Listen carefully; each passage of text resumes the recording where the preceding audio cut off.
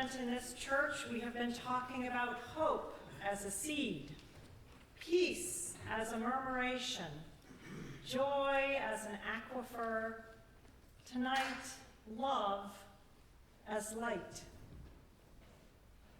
This is not to disparage darkness, light's dear companion.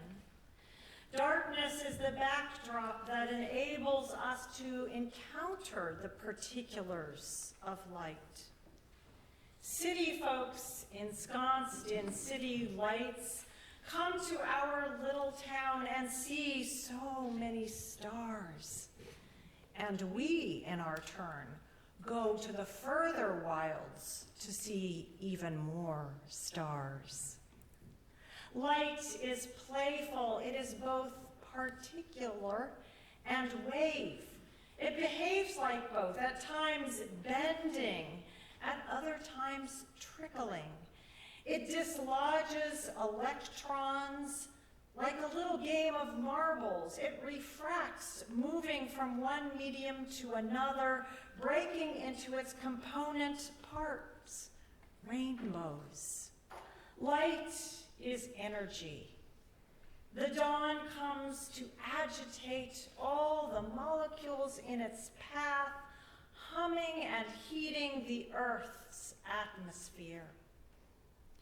We do not see all the light that there is to see.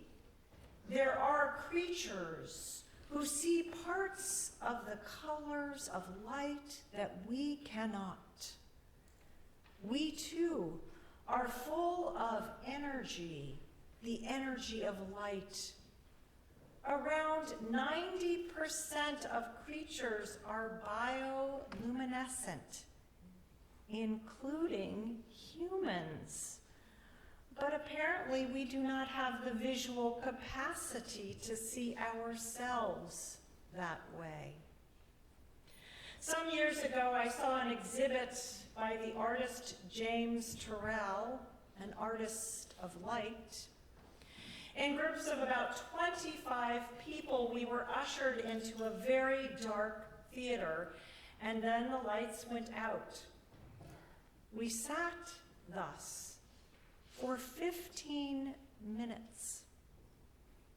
In about the last 4 or 5, we began to perceive ever so slightly a glowing darkness, one bit lighter than the dark that surrounded us. It apparently is true that if we have patience, we can see even the dimmest of light. At creation, God separated the light from the darkness, the setting and the dawning the first day. In biblical majesty, setting precedes dawning. And for our Jewish neighbors, holidays always begin with sunsets. For Mary and Joseph, a baby came at night. Christians celebrate the first day of a new year beginning in Advent, often in late November when the days are still in their waning. We await the light most actively when the gloom is gathering. This deepening darkness provides the stable for light's birth. Some light is best viewed in darkness. Some darkness is sweet home to light. Some 2,000 years ago, to a world lit only by fire, there, nestled in a stable, the labor of love gave its last final push to bring forth Jesus. With an infant cry, light, its own living and breathing thing, packed with all the potentiality of brightness, came into the world, love in its small but unquenchable light, flickering in a seemingly uncertain but ever-growing form. In the dark hills above, angels softly glimmering brought tidings of the day spring, joy, a light to nations.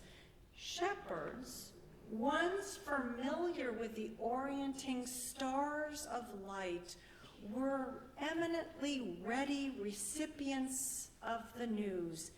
They knew that light does not always need to dawn to orient, but in its gentle twinkling, in its glinty pointillism, stars mark a trusty way, a promise to a haven, to safety, and to love. Love is light, dawning in its energizing hope, dazzling and living in its daylight forms, dwelling still in the evening gloaming, beaming its silent starry signals from eons away. Jesus in the form of light, Jesus in all forms of love, twinkling into our silent nights, into our shadowed valleys, dawning day after day, the eternal promise brought close, made flesh, clear as day. Jesus, light of the world, love, living amongst us in human form. Amen.